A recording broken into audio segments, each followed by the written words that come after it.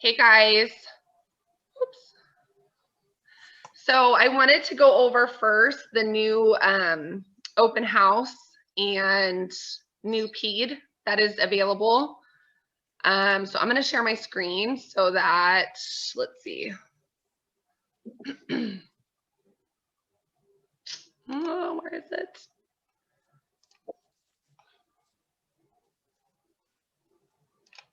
Oh, maybe I'm not.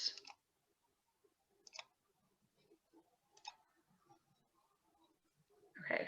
Can you guys see my screen? Nope. No. No. Okay. Oh. You said you have to, oh, there we go. It's Can you sharing see it now? It's loading. And it should say car.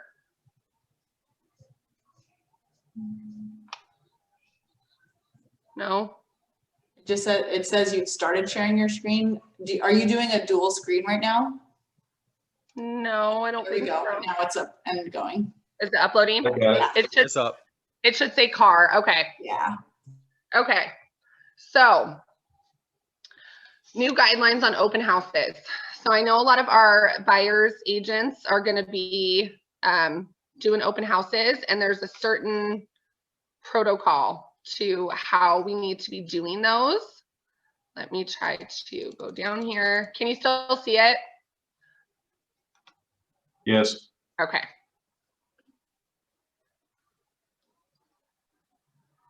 Okay, so these are some of the rules that are going to, let me click on this one. Okay, so these are some of the new revised open house and showing rules. Real estate licensing may advertise open houses without qualifications. So we can now be advertising these on the MLS like we used to be able to. So that is new. No appointments are required. And multiple groups are now allowed in the property. There is guidelines for that per tier, whatever tier we're in at the moment. But I'll get to that. I'll get to that question in a second. It's down here. All face masks have to be still worn, even if you're vaccinated. Still comply with all guidelines such as hand sanitizing and washing. You should have some extra face masks available for those who do not have one. I have a little basket that I have with just sanitizer, face mask, all that stuff in it. I would advise having that if you know you're running an open house. There now is a form that is a sign-in sheet. It's called the PSI, Property Sign-In, which can be used for just people to sign in at your open house. So they do not need a PED form signed if you have that sign-in sheet and everyone signs in on that sign-in sheet. And that PSI form is now in car forms, so you can access it there if you are running an open house. You still need to have the sign-in should include a statement that by entering the property, the visitor is agreeing to the following posted rules of entry, which we have those that has been going on where you've had to have those on any of your listings. But there's a new version, the BPPP. So you want to have that posted on the front door, the front window. Every listing should have that posted no matter what anyways, but you need to have that, make sure it's posted on whatever open house you're doing. As far as all the PEDs go, we have, let me make sure that no people are trying to get in. Hold on.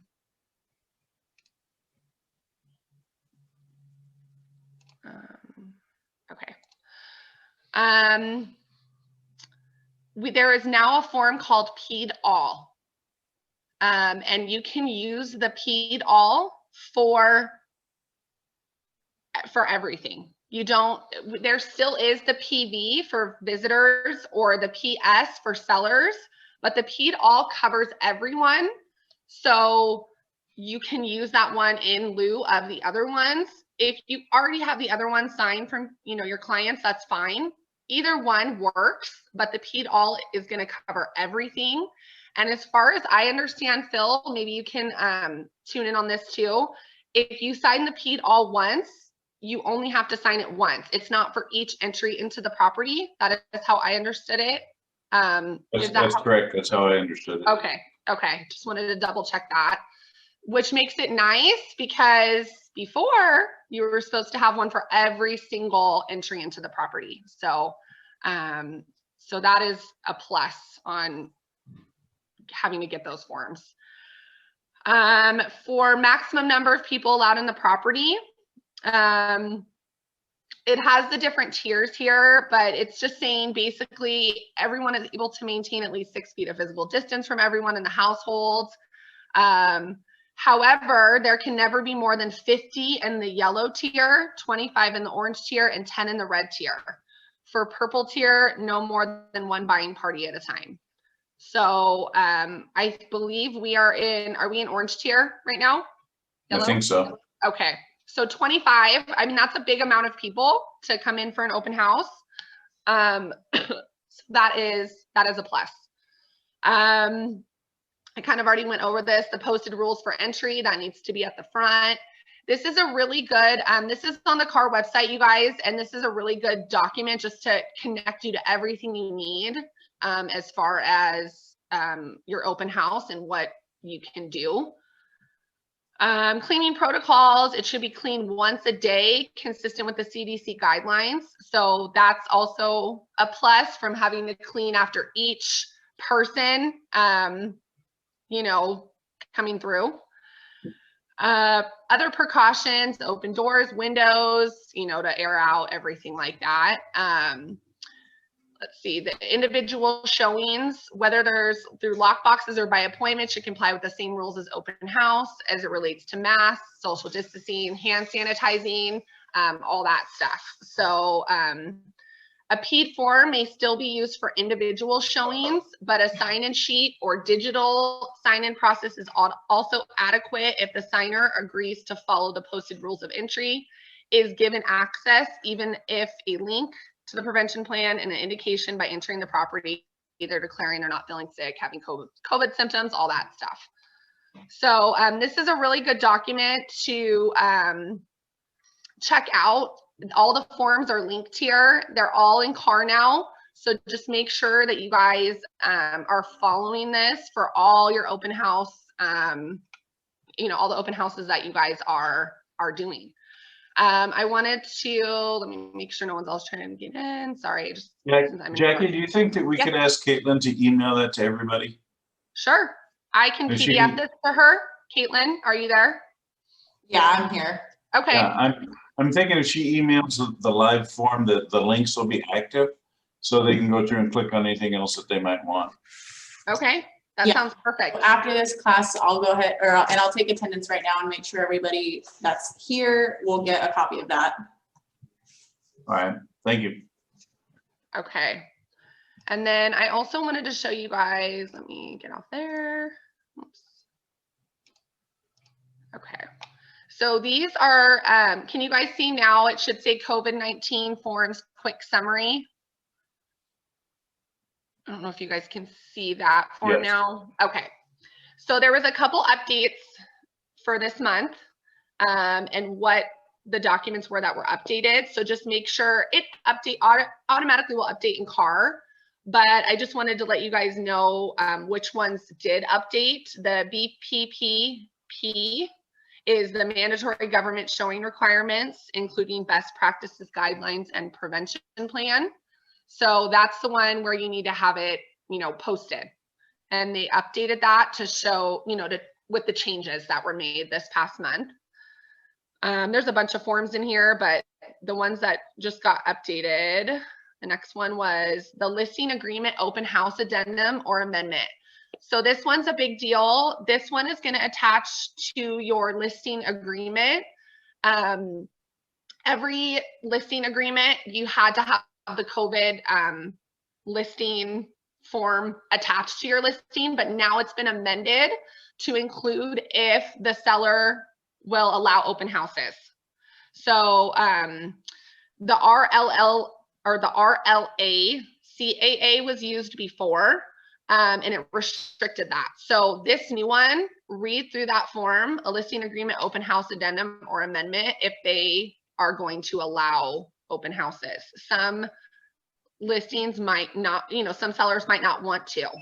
So make sure if you are going to be doing an open house on your listing, you need to have this addendum in there that they're agreeing to hold open houses.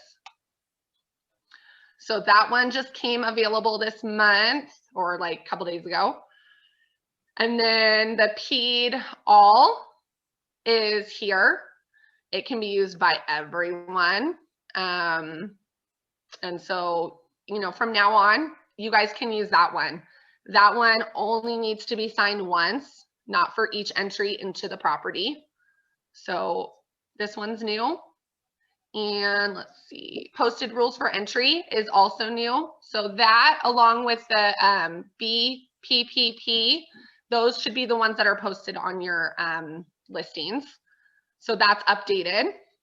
And then here's the newest one with it's an actual just brand new form, is the open house and showing guidelines sign-in. So this sign-in sheet is designed to comply with the guidelines required in order to show a property or have an open house. If this form is used, the PED all will not be required. The person signing agrees they have received the protection plan and rules, will follow the rules, and they do not know of any potential COVID health issues. So the protection plan, you should have some of those printed out at the open house to hand out to people, so they're aware of what they're signing and agreeing to. So make sure you guys have those printed to hand out, posted, all that good stuff. Okay, and I think that was it as far as everything that was updated this month. So does anyone have any questions? Any questions? Yeah. Unmute yourself, Christina. I can't hear you. There you go. Sorry, I always Okay. have questions. It's okay. So, Yeah. I was looking at another TC's for email or something, and she mentioned that they had updated the RPA itself. Do you know how recently that was updated? I didn't see it on your list as you were going through. The RPA, that shouldn't have been updated. It's supposed to be updated. Okay. It's a proposal. Yeah, there's a proposal. It's going to be like an extra 4 pages. Oh, yay. Kind of look through it a little bit. Not, with a fine tooth comb or anything, but it's a proposed new RPA. Okay, I'm not aware of anything that changed on the RPA as of, recently. Okay. And, I found the new PED all myself, like I texted you the other day, by seeing it come through from another TC. Is there a way, since I'm not a member of CAR, to be able to get like updates when forms go out? I mean, we get notified through CAR. Okay. Yeah. So we get notified. Yeah. If you're not a member, there's not really a way. I mean, Can you besides register as an affiliate? Do you think that she could register as an affiliate, Jaclyn? Possibly. We do that at the board level, and that was recommended by the state years ago. So you may be able to go on there and say, hey, I just want to know what's going on. Okay, I'll try that. Thank you. Yeah. That would be good. So you could, I try to get out and notify everyone as quickly as I can. Unfortunately, this week I have been extremely sick. So I've been kind of out of it. I'm actually feeling much better today, but yeah, the new forms just, everything just hit last week. So, I try to keep you guys informed, but no problem. I really didn't know exactly when it came out. I just saw that it was updated in May. And so I was like, oh, okay. So that's why I reached out to you immediately. It was just last week. And I've had agents reach out saying, I just used the PED. Is that fine? I'm like, that's fine. It doesn't, you don't have to use the all yet. That still works. The all is just going to be more updated, and you only need it signed once. So it's just easier to have that one signed now. So from now on, we should be having our clients sign that one. Sellers, Absolutely. buyers, everybody. You don't need to use the other ones whatsoever. Very good. Thank you. Yeah, you're welcome. Okay, so if you guys don't have any questions on the open house stuff, and feel free to always reach out to me if there's any other questions, but I wanted to get into some advertising rules and what that means. I've had a lot of questions about that. And so first things first, with advertising, the best rule of thumb is to have written authorization from whoever house or listing or whatever you're advertising, have written authorization from that agent that you are allowed to market their property. So that is, that's preferred, because you just never know what they're going to say. Oh yeah, you gave me permission. Then they say they didn't. So it's just better to have it in writing, a little email, a text, whatever. It doesn't have to be formal, but just something stating that they give you authorization. Now, the other question I keep getting asked, and Phil, hopefully you can help me with this one, because I get lost on what needs what license number. Your license number, your name and license number need to be on everything you advertise. Is that correct, Phil? Everything, you don't have to have a tattoo yet, but everything else you pretty much do. Okay. People have to know that you're a licensed realtor when you're talking to them. So if you're doing real estate, the board actually suggests you give them your business card, upon which time your license number should be on it. So giving advice is like being a consultant. Even though you might not be under contract, agency kicks in as soon as you start giving advice. And first question out of anyone's mouth when you're talking real estate: are you working with another realtor? Right? And then have that conversation with them ahead of time, because somebody will come up to you and it could, in your mind, it could just be a very innocent question. Hey, what do you think my home's worth? Your first question needs to be, is your home listed, or are you working with another realtor? Because if you turn around and say, hey, I think your home's probably worth $800,000, well, it's listed at $3 million, then now you've got yourself in a bit of a pickle, right? And if you go to a review board, they're going to say that you're wrong because you didn't ask those questions ahead of time. So be cognizant of the fact that someone's asking you for advice. That means it's not as a friend. They're asking you a professional question. And because it's a professional question, then agency rules kick in. Family members, you don't have to worry about it so much, but everyone else you should. Yes. Okay. And then next question, what does our broker license need to be on? Everything or only certain things? That's where I get lost. There is no requirement. Yeah, the requirement for the brokerage license, or KW the Lakes license, is only needed in real estate documents at this point. You're not required to put it on anything else. Okay.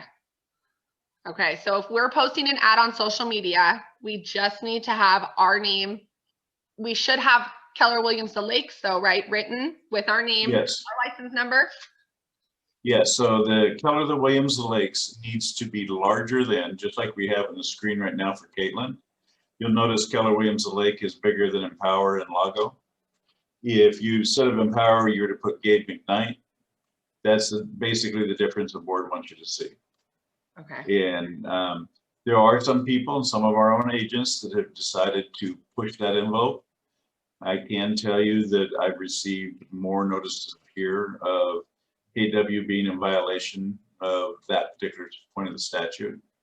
So we tell everyone right up front. So if you want to push the envelope and put Gabe McKnight bigger than Keller Williams the Lake, it's your call, it's your dollar. Right? I'm not going to say no, because I still believe in freedom of the press, and freedom to speak. But at the same token, there is a rule against it for the organization we belong to, and they could fine you. And we would not, the office would not participate in that fine. Okay. And then next question that I'm getting asked as well is, if we want to advertise another broker's listing, get permission, but Absolutely. How do we need to display their license number on that listing, or state that courtesy of, I've seen some of our agents do that, courtesy of so-and-so or listed by. Yes, you can use either one of those phrases, I think would be covered, but you have to acknowledge the fact that it's not a Keller Williams Lakes listing. Okay. And again, some of what people have a tendency to forget because it's just not something they deal with on a daily basis. All listings belong to Keller Williams the Lakes, and Keller Williams the Lakes are allowing you as a real estate agent to work that listing. So if somebody's going to advertise one of ours, they don't have to say Gabe McKnight or Jerry, you know, they could just say Keller Williams the Lakes, and we could do the same with him. If we acknowledge it happens to be a signature, Paul Banker, Herbert Hawkins, whoever we're dealing with. Okay. But that does need to be on every one of those listings. Okay. Does anyone have questions on that? Because I know that's been a big, I've gotten asked that like 5 times in the last couple of weeks. So. Yeah. So there's one other thing. Now that the market's been as active as it is, we have some agents that are starting to do some mailings. So their question was, I don't know if you folks have seen it. Have you seen what they used to call the real estate buyer's guide? Bargain bulletin, the penny saver, that kind of stuff. Some agents will take out a full page ad and hopefully to get people to call them up and say, list my home. They will advertise homes that have sold. So they'll put their name up front, whatever company, their own realtor name, their team name, or whatever it is, and then they'll put home sold this week. And it kind of leads the reader to believe that it's a home that they sold, but they never said that. They just said homes sold or closed this week. So if you see that, it's right on that edge, but they're telling the truth. The home did sell, it did close, it did record at a certain price. They just never said Phil Williams sold it, right? They just said home sold. So you can choose to use that marketing if you want. Be prepared. If you see your home being advertised by Caldwell Banker as a home sold, read all the wording on it. They're very good. They're very clever, just as though I think we will be if we use that method. So it is legitimate. Okay. Okay, does anyone have any other questions about advertising rules for that? I do have a link that I can email out to everyone that's here. Kaylin, if you will give me like the attendance list, or I can actually send you the link when you send out the other document that kind of goes over just different things in advertising. It answers a lot of questions for people. Yeah. Why don't you send me everything at the end, and then I will make sure everybody gets it. Okay, sure. That for the whole office, Caitlin? You want that for the whole office? Yeah, it doesn't cost anything to go ahead and give everyone the same information. Yeah, I'll make sure it goes out to the whole office, and then anybody that like Christina isn't on our roster, but I'll make sure that she gets it. And yeah, I'll absolutely do that. Sure. I love PCs that participate. They're the best. Okay, so another question, I have been getting a lot of land questions. And so Phil, land expert, what inspections do we have to have? Do we have to have certain inspections? Which ones should we have our buyers get? Which ones, I mean, just what's the rule of thumb for that? Okay, so I know you don't like this answer, no one does. It kind of depends. What are you gonna do with the land, right? So from a consumer standpoint or a contractor standpoint, there are some requirements. First, you need to find, it's kind of like entitlements. So this is kind of going to be what the second class is that I'll be teaching. I'll give you guys a little bit of a heads up. So you need to find out, are they going to allow you to put what kind of home there? Is it a mobile home only? If it's a mobile home, am I allowed to go low profile? What's the elevation of the lot? So you could have to have an elevation certificate. That's one thing that I would do, check to make sure when you buy a lot, is it in the floodplain? I would check to make sure that we have that form that says have a septic tank inspection if there's an existing system. If not, you might want to have a perk test, unless you're going to be hooked to sewer. So in any case, you're gonna sell a piece of land, I would always recommend what we call a will serve letter. A will serve is a letter that you go down to the local water district that's gonna be supplying water and or sewer, and pay them $25 and say, here's my assessor's parcel number. Can you tell me what services are available? And at the same token, what's it gonna cost me to hook up? Right, so it will cost you $25,000 to buy a water meter and to pay for a sewer, your connection to tie into the sewer line. That has zero to do with construction costs. Those are just fees to join the club that you're paying for that big sewer treatment plant that's 100 miles from where you're at.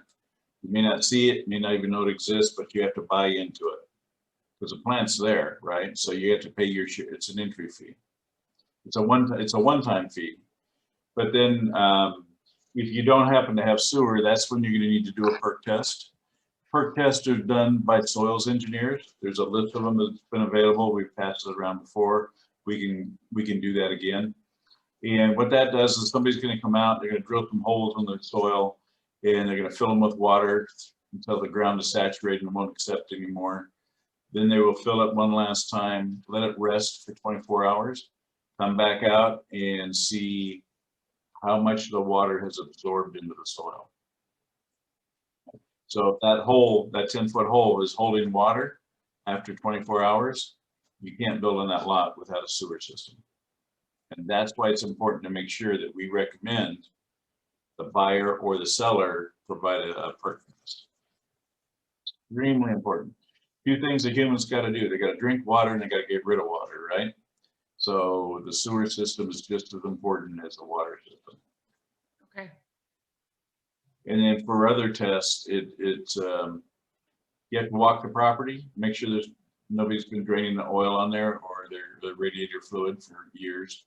You know, just it's going to be characteristics of what the property is. If it's been used before, for example, somebody says, "Oh, there used to be a mobile home there, 12 years ago, and it burnt down, and they hauled it off." Well, then you're going to want somebody to go out and do a soils test to make sure that one, the soil isn't bad. You know, we've had homes burned down because of meth labs were in the mobile homes, and some of those chemicals leach onto the ground, so you have to go through and test that stuff. So it really kind of depends on what they're buying. But the biggest thing is going to be make sure you get the will serve letter, and then the survey. Okay. Survey is not really a test. It's Like it's boundary. an item to explain to everybody what needs to be done. Okay. Christina, did you have a question? Go ahead and unmute. Always, sorry. Phil, so I'm actually on my first file with vacant land. And so you said for the will serve letter and the perk test, should those be on the listing agreement or the buyer's purchase agreement? Or is that something the agent does on their own? It's something the agent usually does on their own. I don't know. Okay. I don't know why there's a disclosure list. You know, the vacant land disclosure list that tells you all the things that you're supposed to do. I think it's a 2-pager. So if you read Yes. through that, it's in there. It's Okay. a suggestion, but I don't like the form because it just says here, this is what you should do, and then it goes Right. away. Well, Okay. in land, it's a huge deal. You know, and you have to defend it. Has it been graded before? You know, Right. there's parts of, do you live here in Lake Elsinore? I live in Or near- Menifee, but yeah. Okay, so it's the same thing. So there's certain areas that you can't build in Menifee because of a high groundwater, right? Okay. So that's what all that stuff you have to do your due diligence. And if you're going to sell real estate, you want to check that stuff out. Mead Okay. Valley has high groundwater. Elsinore and Wildemar have it. They also have areas that are solid rock where no matter what you're going to do, you're not going to be able to put a septic system in. So it's going Okay. to be This is for required. Hesperia. The land itself is in Hesperia, which I've driven through, but I don't know much about it. It's got pockets. Okay. It's got Same some thing. pockets Okay. that have riverbeds that the streams will flow through them, but you don't see much surface water, but underneath it's quite a bit. Okay. So perk And this is test my good. first time working with this agent, so I don't really know her background to know if she sold vacant land. So as Jaclyn can attest to, I always reach out when I get something new and ask, what should I look for? What should I add? So that we're not missing anything or not representing the client well. Right. Well, I mean, again, you work with our agents, so whatever it takes to make your life easy. If you have questions, feel free to call me if you need to. Okay, thank you. And this one in particular, because I think it's the one I talked to the agent about. There's houses, it's a piece of land and there's houses next to it. So seems good that you could build on it, but you know, who knows? I don't know. So I suggested, you know, you need to do your due diligence and get those tests. So just to make sure, just because you see other houses hooked up to sewer or maybe they're on septic or whatever, we don't know this particular parcel. Right. I can tell you horror stories. Some real estate agents think they're kind of smart and they're going to get around to save their clients some money. And it's done with the best intentions, but they'll go out to the street and they'll see a manhole on one side of the property and look around and see another manhole a little bit further down. Right. So they sold a piece of property thinking that they're sewer. You know what the problem was? Those were manholes for a general telephone. There was no sewer. No septic could go in. Now, who's got egg on their face and who's reached in their back pocket to write a check for the piece of land, right? The same thing goes with water, and that's why it's important to have that will serve letter. You could have a water line in front of your property, but for whatever reason, that line might be overused, and the next person hooked on might have to go in and upsize that line. So especially in Elsinore, because we've been around since 1893, right, as a city. So there are some lines up there, they were installed 4-inch, and back in that day, 4-inch water line was unheard of. It's the biggest they used to make. Well, those pipes are 80, 90 years old, 200 years old, and they've corroded, and they're now down to a 1-inch sized line, and there's 8 homes on it. So it truly is important to have that letter, even though you know for a fact the guy right next door has water and sewer. Your piece of property might not have it. And just as an example, water lines, when you go to put one in, if the water line is 2 feet or beyond your property and it's not directly in front of it, when you go to install it, you have to hook that water line up and go all the way across your property. Even though you're only going to use 1 inch to hook a 1-inch copper line to that, the requirement is to make sure that if your property has water, it has it all the way across so the next guy can hook on and do the same thing. And that's a policy that's been in effect since the 60s, at least in the Lake Elsinore area. So it's important to have that will serve letter.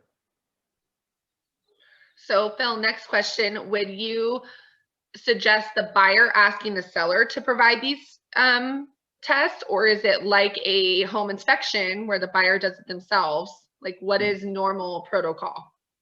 All right, so usually if the seller is selling the property, they're saying, I'm going to sell it to you, Mr. or Mrs. Buyer, so that you can build a home. The responsibility in my eyes when I negotiate is typically a seller's expense. Now, that being said, we're in California and everything is negotiable always up to the last minute. So what I would suggest as a negotiation point is, if I'm representing the buyer, I'm going to buy a piece of land. I'm going to say, okay, here's the deal. We all know it needs a perk test, so everyone agrees to that point. I, as a buyer, will perform a perk test. If I close on the property, I pay for that expense and I don't get reimbursement. If I perform a perk test and the land doesn't perk or it doesn't fit my needs, so in other words, if I have to have more leach line than the size of home that I want to put on there, and there's no room, then the seller would pay for it. Okay. Right? Because a perk test that the buyer holds on somebody else's land is absolutely useless.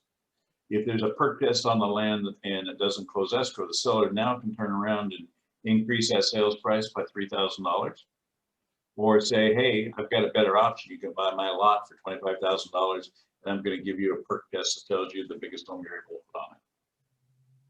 So that's how we handle it. That's how I've handled those in most of my transactions. Okay. Buyer's expense because they're developing it. The seller doesn't really plan on it, but in the event things fall apart, the seller will have another reason that some future buyer might want to pay a little bit more money for their lot. Does Okay. that make sense to everybody? Yeah. Okay. All right. Does anyone have any other questions about land? There's been a lot lately. People are building. Yeah. There's no There's a- house there's to a- buy. They gotta build. Right. Well, just so you guys know, Lake Elsinore area, the Elsinore Valley Municipal Water District area, we think that we're only about 43% built out. So we're developing master plans for future development and ultimate growth and all that. And we're anticipating the Lake Elsinore Municipal Water District port area could more than double. Wow. Yeah, and population wise. Think about that when you're standing in line trying to turn up to go to Walmart. Yeah. Oh, it used to be Walmart. Yeah. Yeah, a lot of traffic. Crazy. Oh, okay.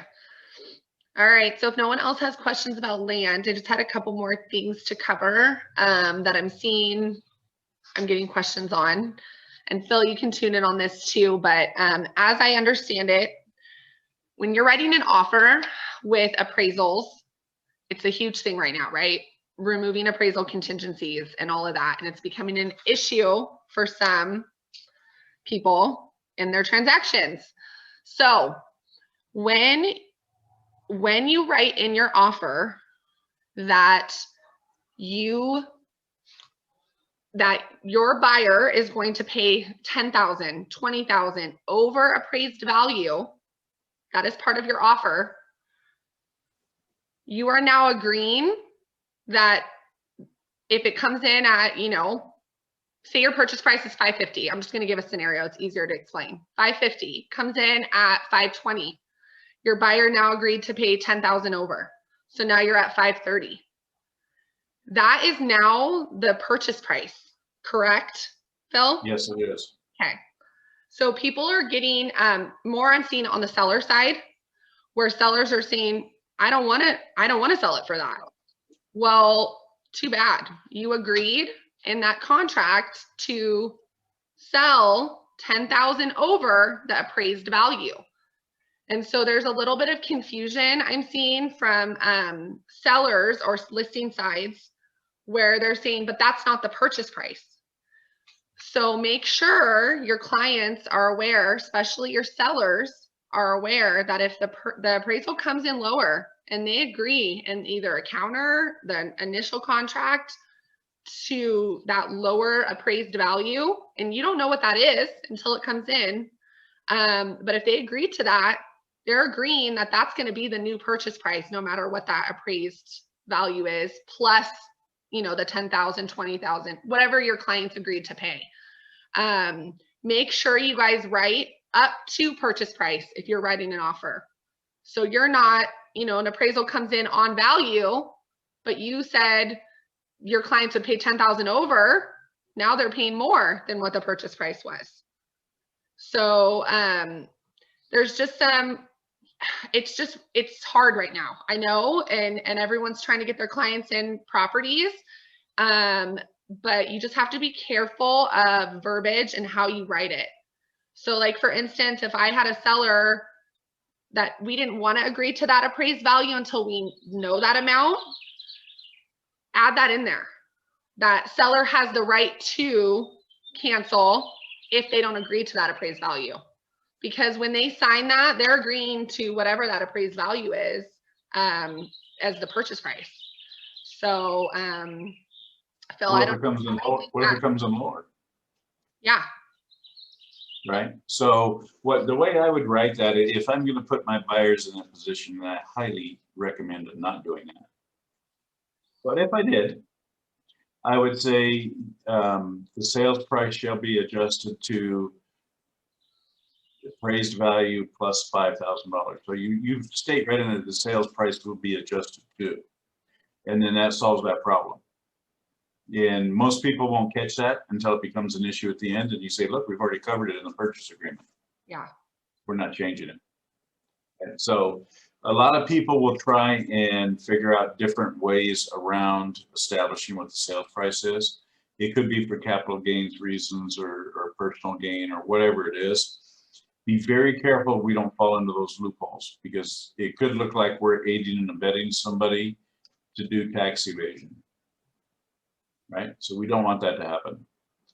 If somebody says, I'll pay you the appraised value plus $10,000, then that value shall become the sales price. Just be clear and upfront and answer those what ifs and yeah buts with your contract. If you write it tight enough, you should be covered and everyone should be able to read it and know, and then you don't have to ask questions. Okay. Does anyone have questions on that? Because the appraisal thing is coming up a lot. A lot. Ready Yep. for it to not be a thing. Well, again, somebody can waive the appraisal contingency, right? So if they waive the contingency, but they don't waive the loan contingency, what's the difference? That you can appear to be in sync with everyone else and say, I'm going to waive that appraisal contingency, but I still need a loan to buy the house. So I have to keep the loan contingency there. All right. Has anybody here received a loan without an appraisal? No. So there's going to have to be an appraisal. Right? It's just, it can't be saying if it doesn't appraise to high enough value, I can't buy it. But so if you waive that one section, the fact is you can't get rid of the loan contingency, because unless they can write a check for it, it has to be in play. Yeah. And make sure you don't waive that particular portion of it.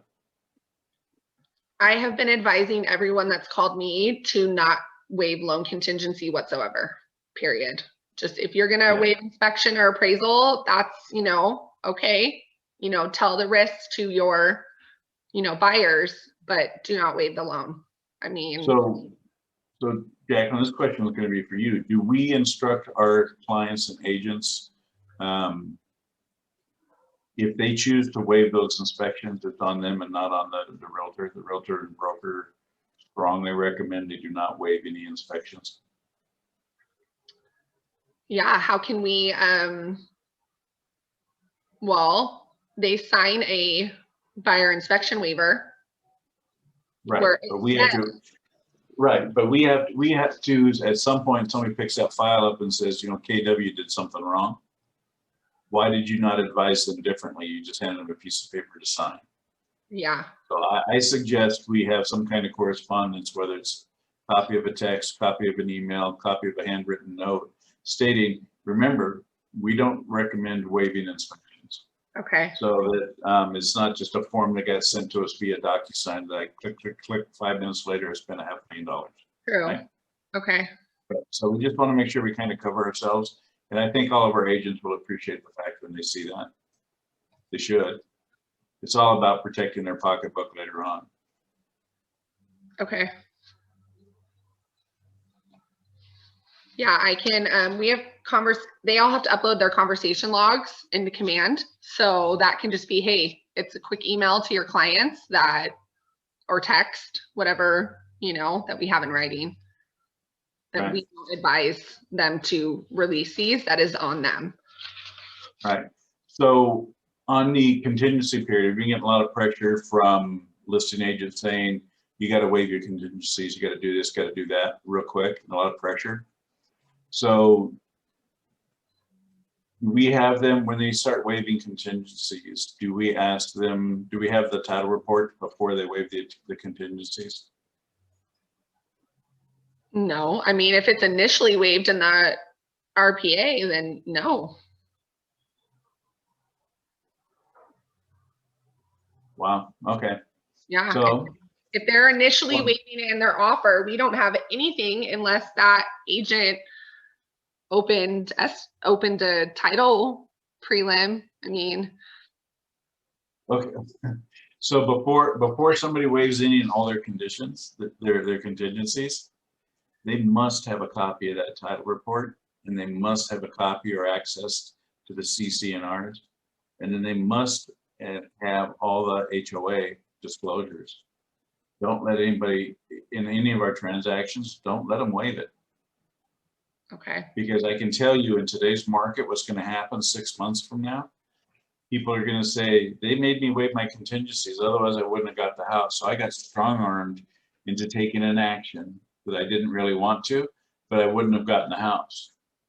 And with the equal rights and fair housing rules and regulations that are down there, that are on right now, we're really doing a disservice to our clients if we don't make them read or acknowledge that they have read. Whether they do or not, it's up to them, but at least acknowledge that they had the opportunity to read it.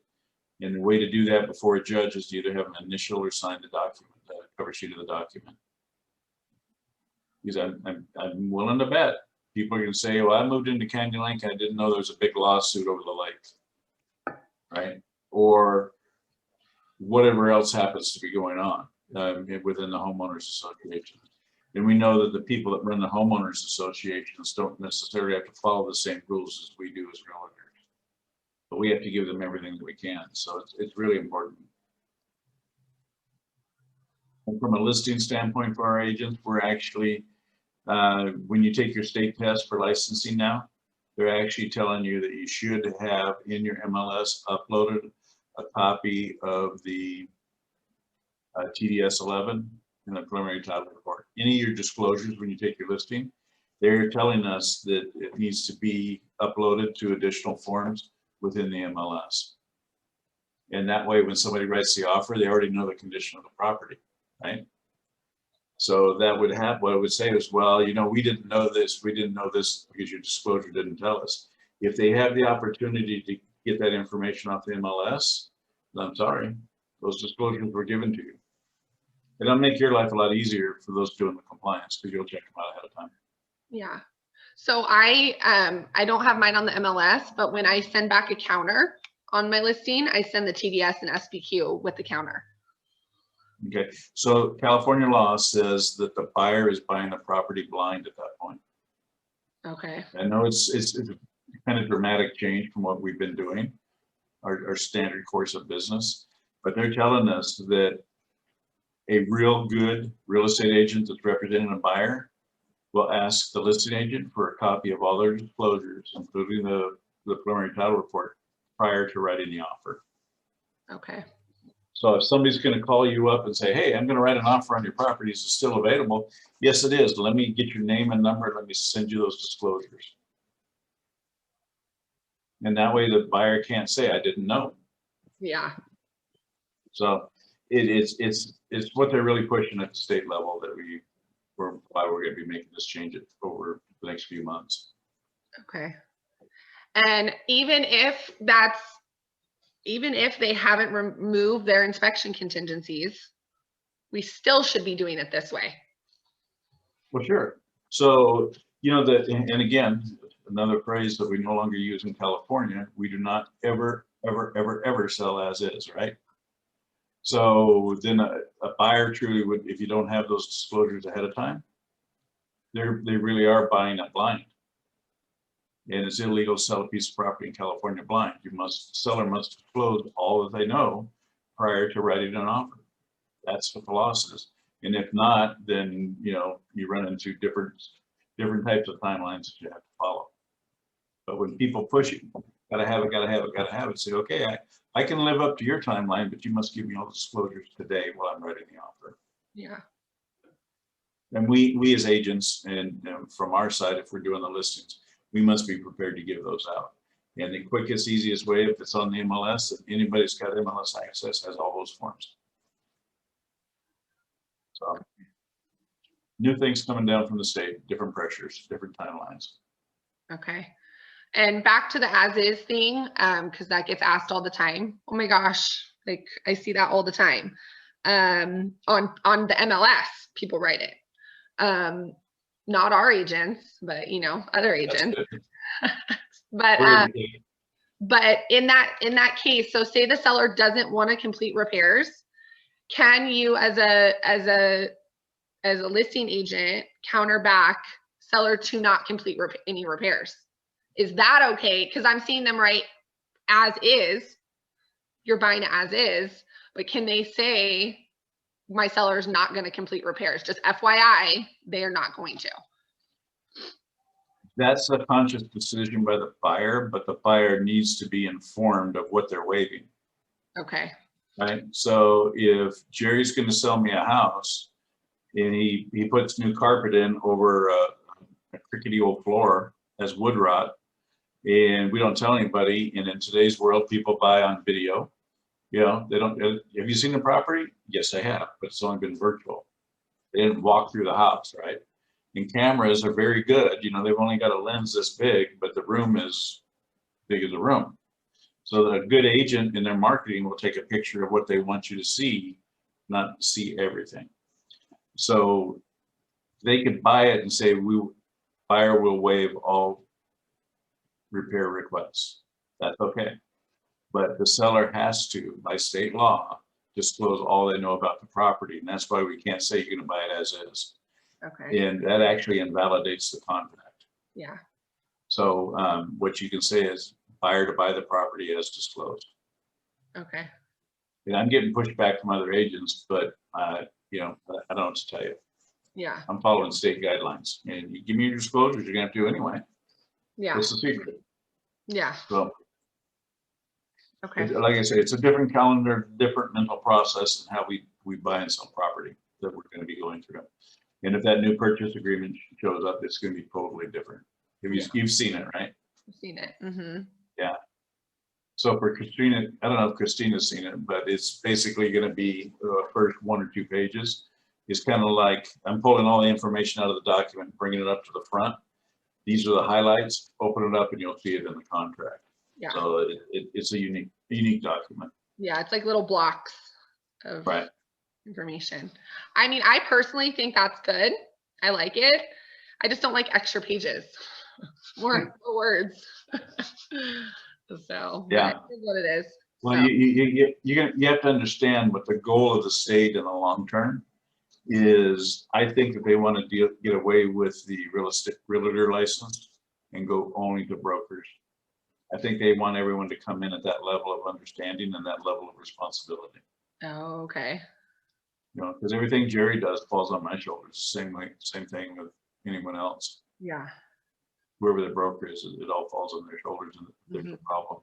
If Yeah. you're a broker, for example, if you and I had a transaction that went sideways, and both of us were on the same side, you would be just as responsible as I would, because you are a broker. Yep. And that's kind of the level, that's their mentality where they want to get it to. Yeah. All right. Fun stuff. Okay, so lastly, I don't think Maria was able to get on, but I just kind of wanted to touch base with one last thing in command.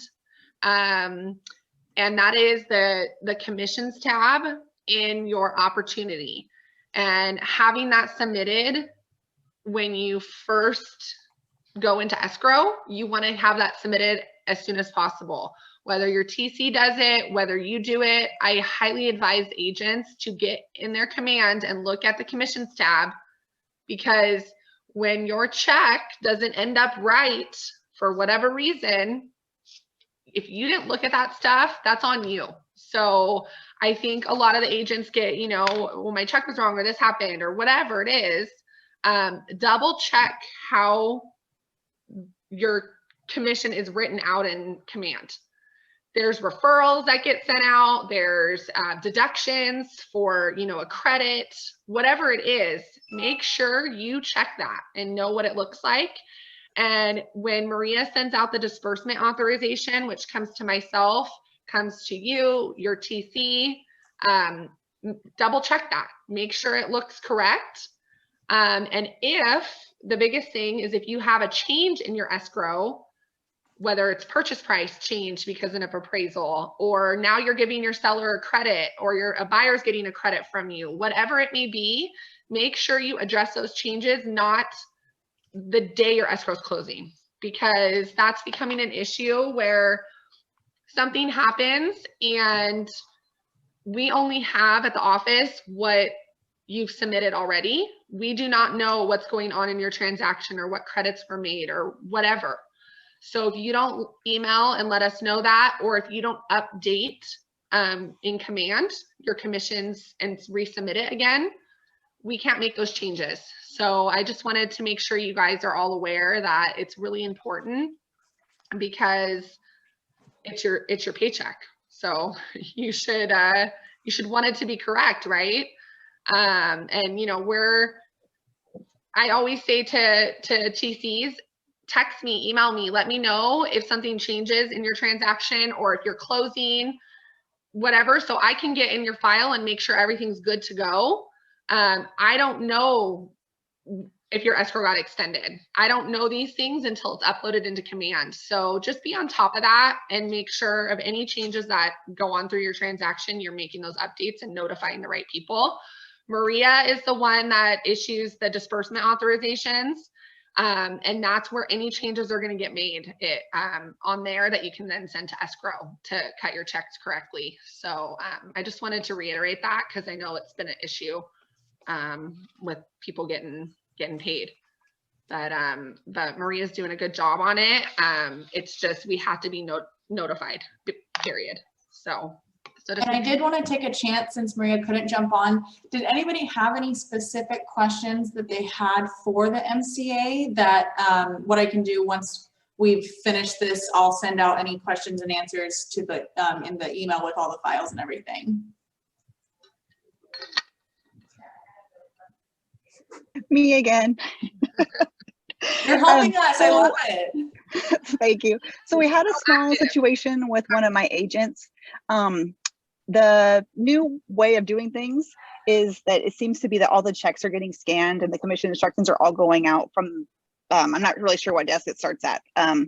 It's going out to all the parties.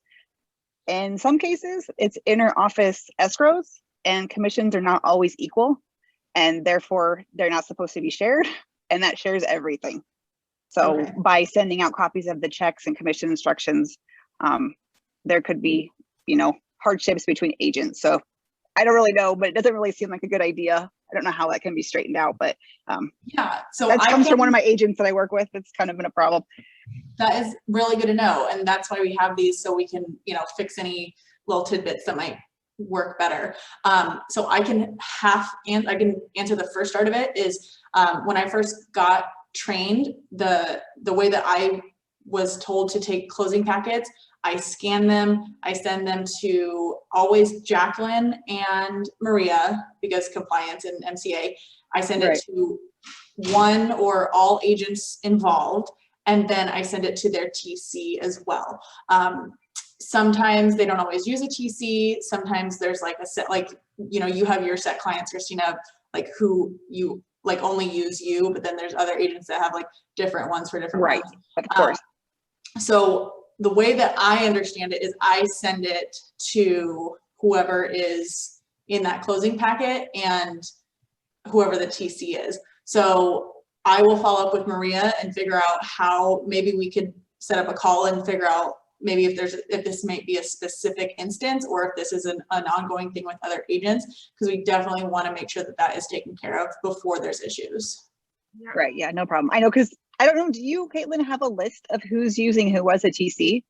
Well, yes and no. I have an ongoing list. It is only really like the people that have been with the office for a long time. So like the new agents usually don't get a TC right away, but that's something I would hope people would be sharing with me, you know, as I'm sending this information out, especially if, you know, I send an email and it's the wrong TC or whatever it is. That should be information they should be sharing with me. I know it seems like I might just be at the front desk for a lot of people, but I do deal with a lot of the leadership and, you know, closing packets and larger things in the office. And so for the agents to be in communication with me about those things is very important. Okay. Go ahead.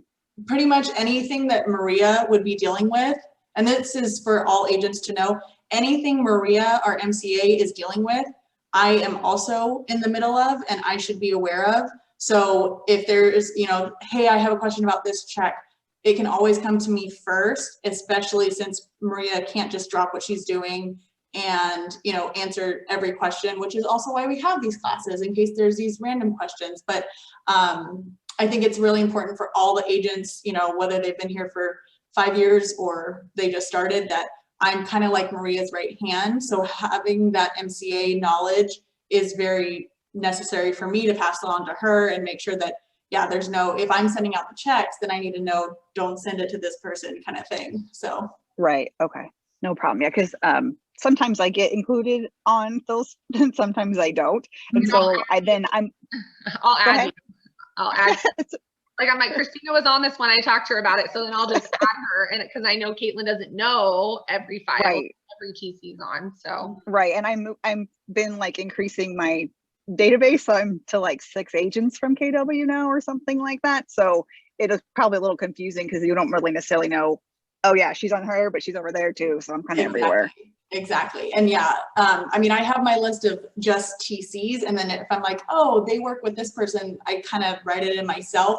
But yeah, that's definitely something that I wish was updated a little bit more frequently with me of, hey, this is my TC, this is who I use. Okay, awesome. I'll make sure that every closing packet for you, you know, Jerry or whoever it is, you have this TC, that's who you use. So, and then, you know, if there's anybody, oh, I'm actually using this TC for this one, then yeah, I'll make that change. No problem. Right. No problem.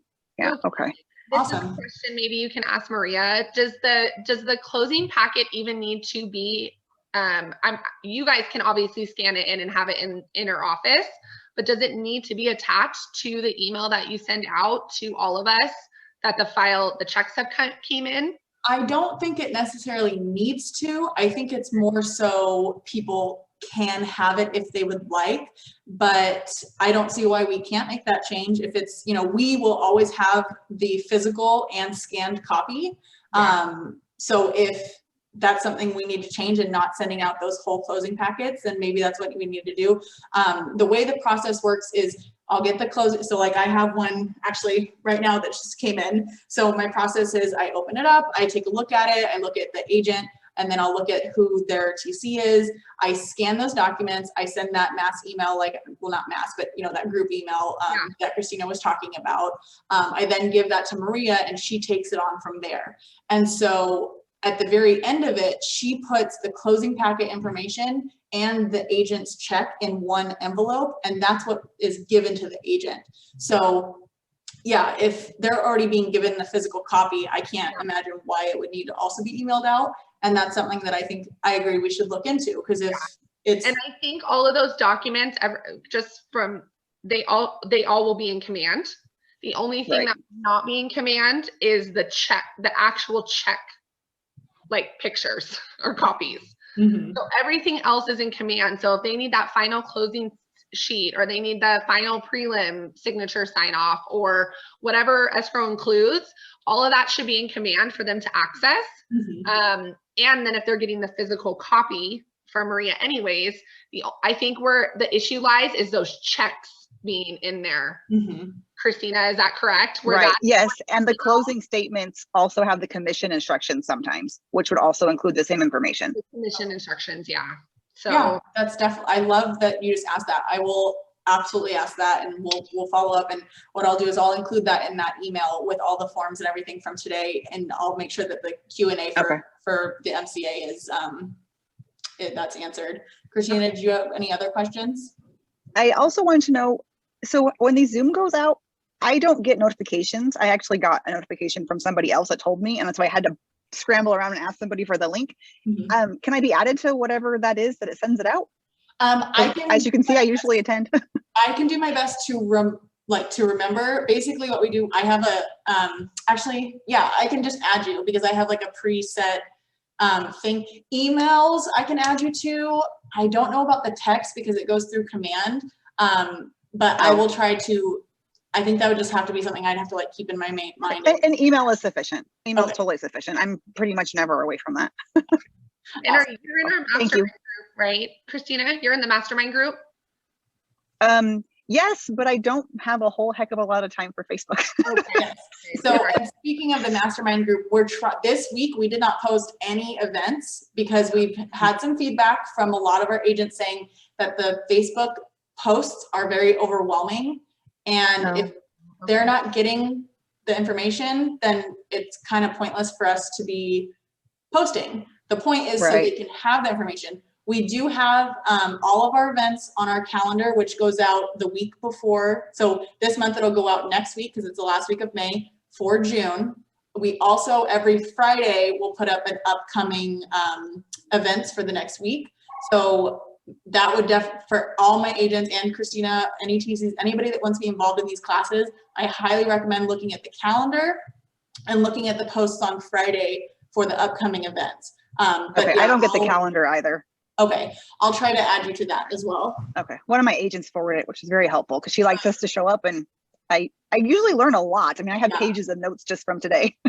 And just so you know, anything that's on Zoom through our office is always the same link. So it's Zoom with awthelakes.com. Okay. We try to make it seamless, and then, you know, but yeah, if there's ever a class on Zoom, you can find it at that link. And then if you don't know it, always feel free to reach out to me. I will have it if it's not on the Facebook group. Okay. I had a quick question. Yeah, go ahead. Okay, so I've been writing notes on everything that you guys have been talking about. I haven't had any questions so far, but one came to mind, and it's about signage.